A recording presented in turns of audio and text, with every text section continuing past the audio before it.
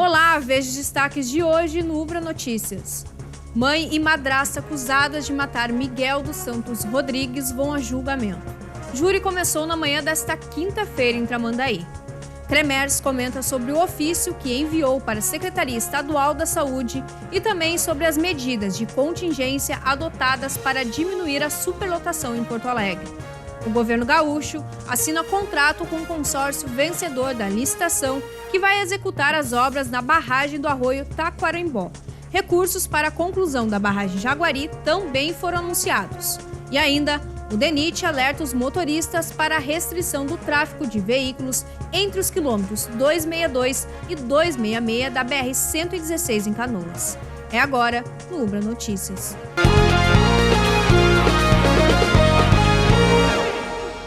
O DENIT, Departamento Nacional de Infraestrutura de Transportes, alerta os motoristas para a restrição do tráfego de veículos entre os quilômetros 262 e 266 da BR-116 em Canoas, no sentido capital-interior, a partir de hoje. Durante 30 dias, a pista da esquerda da rodovia entre o viaduto da Metrovel e o acesso da BR-386 ficará bloqueada de segunda-feira a sábado, das 9 da manhã até as 5h30 da tarde. Segundo o DENIT, a intervenção é necessária para realizar reparos nas barreiras de concreto da rodovia. O tráfego permanece normal na faixa da direita. O DENIT solicita aos condutores que redobrem a atenção ao passar pelo trecho. As obras fazem parte do lote 1 das melhorias operacionais de segurança viária da BR-116. O primeiro dia de júri contra a mãe e a madrasta de Miguel dos Santos Rodrigues começou nesta quinta-feira.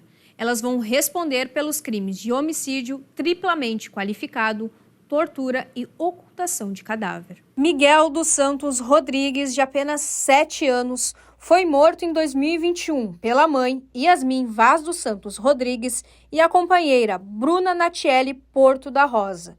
O motivo seria porque a criança atrapalhava o relacionamento delas. Segundo a polícia, o menino teria sido jogado em um rio de Imbé, na cidade onde a família morava. Porém, o corpo nunca foi encontrado. As rés estão presas preventivamente desde a época do crime. O primeiro dia de julgamento delas começou na manhã desta quinta-feira, no salão do júri do Fórum da Comarca de Tramandaí. A previsão é que o júri dure 2 dias. A primeira testemunha ouvida foi o delegado responsável pela investigação na época. Ele relembrou como o caso chegou à delegacia e também afirmou que nunca tinha visto tanta frieza em relação a uma mãe com um filho. Posso dizer que começou minha carreira quando eu entrei como estagiário no Ministério Público lá em 95. Fui no Ministério Público, tive os cargos, então fui estagiário, fui secretário de diligências, fui assessor jurídico, fui advogado criminalista, advoguei em tribunal do júri, sou delegado desde 2010. O interrogatório dela, eu me deparei com a pessoa mais fria da minha carreira. Eu me emocionei durante o interrogatório dela. Eu chorei. A frieza dessa mulher, como ela se falava em relação ao filho. Eu tenho 4 filhos. Como ela, a ausência total de sentimentos. Eu sentado aqui, ela mais ou menos nessa distância, doutor, ela preocupada com a temperatura do ar-condicionado, estava frio, estava calor. E eu, com a questão da criança, eu queria saber, porque a criança pode estar viva em algum lugar, a criança pode... Eu tenho chance de salvar essa criança. E no interrogatório a gente tem que deixar a pessoa falar. Se ela vai se manifestar, fala o que ela bem entende. Ela começa a me narrar. Insiste nessa história que o Miguel é fruto de um abuso, do então namorado dela, com quem ela morou, e que as relações não eram consentidas. E que o Miguel tentava repetir isso com ela, o Miguel não era obediente. Ela admite que batia no Miguel, né, porque ele não obedecia, porque ele fazia traquinagens, ela usava essa palavra traquinagens. Por quê? Quais eram essas traquinagens?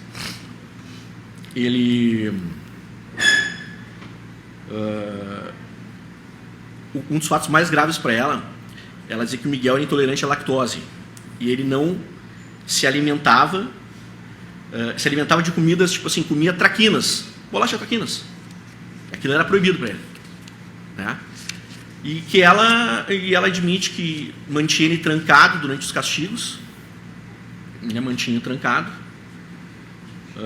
no armário e foi me contando, mantinha trancado, e foi me contando que primeiro morou numa entre aspas pousada, num apartamento em Santa Terezinha, depois tinha recém se mudado há uns 15 dias para esse apartamento no centro, que ela não desejava ficar mais com o Miguel, que ela queria transferir a guarda do Miguel para a mãe dela, e que ela vinha batalhando por isso na Defensoria Pública, e que o Miguel não se comportava, que ele apanhava, que ela prendia ele no armário, prendia no posto de luz. Ainda em depoimento, o delegado afirmou que durante o interrogatório, Yasmin falou que tinha colocado o Miguel dentro de uma mala e jogado dentro do rio, tudo para não se incomodar. Além disso, relatou o que a Ré tinha pesquisado na internet. O que ela pesquisou, sim, antes de fazer o trajeto do Miguel, com o Miguel na mala até o rio, e depois também, e na manhã do dia seguinte, se impressões digitais apareciam no mar, na água salgada, porque o rio Tramandaí deságua no mar.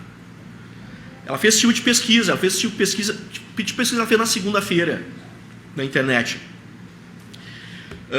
Com relação a batimentos cardíacos do Miguel, porque o Miguel tomou um laço dela e que talvez não respondesse mais. Então estava com os batimentos cardíacos, tipo assim, fracos. Enfim, isso ela pesquisou. As réis vão responder por homicídio triplamente qualificado, tortura e ocultação de cadáver. As qualificadoras são motivo torpe, meio cruel e recurso que dificultou a defesa da vítima. Mais 8 testemunhas devem ser ouvidas ao longo desta quinta-feira. Os nomes não foram divulgados. O conselho de sentença é formado por 7 jurados, que vão definir se as réis vão ser inocentadas ou condenadas. O CREMERS comentou sobre o ofício que enviou para a Secretaria Estadual da Saúde e também sobre o conjunto de medidas para desafogar os hospitais adotadas pelo governo gaúcho e o secretário de Saúde da capital. Vamos conferir. A cada dia que passa, a superlotação nos hospitais e emergências de Porto Alegre e também da região metropolitana tem aumentado. Por causa desse problema, o Conselho Regional de Medicina do Estado do Rio Grande do Sul enviou um ofício à Secretaria Estadual da Saúde para que fossem tomadas providências a respeito desse crescimento. Esse documento foi um compilado de informações, porque nas últimas semanas, e principalmente na semana, nós recebemos inúmeros ofícios por parte dos diretores técnicos de diversos hospitais de Porto Alegre, principalmente região metropolitana, tendo que restringir o atendimento em várias áreas, principalmente nos setores de emergência, obstetrícia e bloco cirúrgico. Então, isso acarreta em muito uma repercussão no atendimento para essa população. Há emergências dos hospitais que atendem pelo Sistema Único de Saúde de Porto Alegre já estavam superlotados. Então, num sistema já trabalhando já no limite, um eventual fechamento, restrição de atendimento em outras instituições só ia ainda agravar mais o problema. Com o envio do ofício, o governo estadual e a Prefeitura de Porto Alegre criaram um conjunto de medidas para desafogar os hospitais da capital. A reunião aconteceu na tarde dessa quarta-feira. O objetivo do plano é reduzir o número de pacientes em emergências e também ter mais leitos de internação disponíveis. A medida possui 3 eixos principais, com foco no curto prazo. O primeiro é a remoção de pacientes internados na capital, que podem continuar o tratamento nos municípios ou hospitais de origem. A segunda medida é evitar que pacientes de outras cidades sejam transferidos para Porto Alegre sem necessidade. Já a terceira medida está associada aos pacientes que são socorridos pelo Serviço de Atendimento Móvel de Urgência. Numa situação extrema, essas medidas nós podemos chamar que não são medidas de planejamento. São medidas de contingência, que são adotadas em caráter excepcional e de forma paliativa.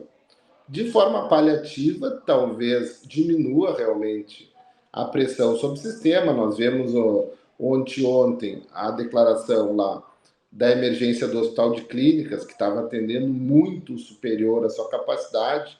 Se eu não me engano, um espaço para 50 pacientes, estava atendendo 154.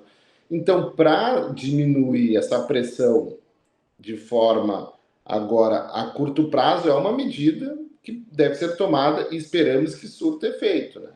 Mas também acontece muita desconfiança de alguns pacientes irem para outras instituições. Então, realmente, é uma medida necessária, mas que temos que pensar em outras soluções a longo prazo para esses fatos não ficarem se repetindo. Segundo especialistas, não são as doenças respiratórias que estão causando a superlotação. Sempre há um aumento sazonal de internações, principalmente mais nos meses de outono e inverno, pelo agravamento das doenças respiratórias, né?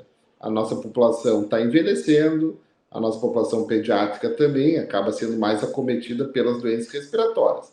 Felizmente, nós não temos nenhuma epidemia que necessite um grande número de internados, como aconteceu na pandemia do Covid. Nós estamos tendo agora uma certa epidemia de dengue, só que felizmente não está se requisitando e necessitando de tanta internação. Então são outras doenças realmente que estão trazendo esse desequilíbrio para o sistema, né?